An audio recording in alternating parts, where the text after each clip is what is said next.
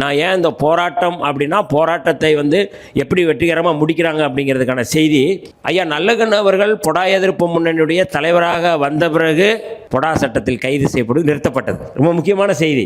நிறைய புதுக்கோட்டை பாவாணன் உள்ளிட்ட எல்லோருமே கைது செய்கிறாங்க. ஆனால் இவர் அவருடைய முகம் உண்மை முகம். போராட்டத்தில் அவர் சமரசம் ஆக மாட்டார். அவர் ஒரு போராட்ட களத்தில் தலைமை தாங்கிறாருன்னா அந்த போராட்டத்திற்கு பின்னாடி இருக்கிறது உண்மைதான், உண்மையான செய்தி தான் அதில் இருக்கும். அவர் உண்மைக்காக மட்டும்தான் முகம் கொடுப்பார். இது பொடா எதிர்ப்பு முன்னணியில் நான் ரொம்ப நுட்பமாக நான் பார்த்தது.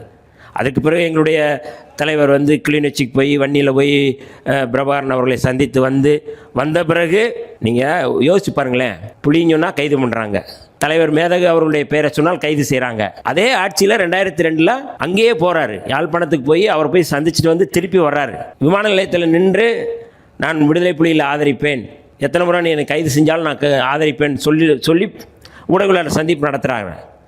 ஆனாலும் கைது செய்யலை.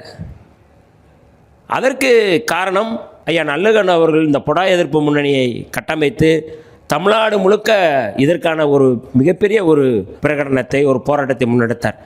அப்போ இதெல்லாம் இப்போ இருக்கிற புலிகளை பற்றி பேசுகிறவங்களும் அப்போல்லாம் யாரும் இருந்தாங்க, ஆனால் வாய் திறக்கலை. ஏன்னா பொடலை கைது செஞ்சிடுவாங்கிறதுக்காக வாய் திறக்கலை. இது ஒரு ஒற்றை உதாரணத்துக்காக நான் சொல்கிறேன். நான்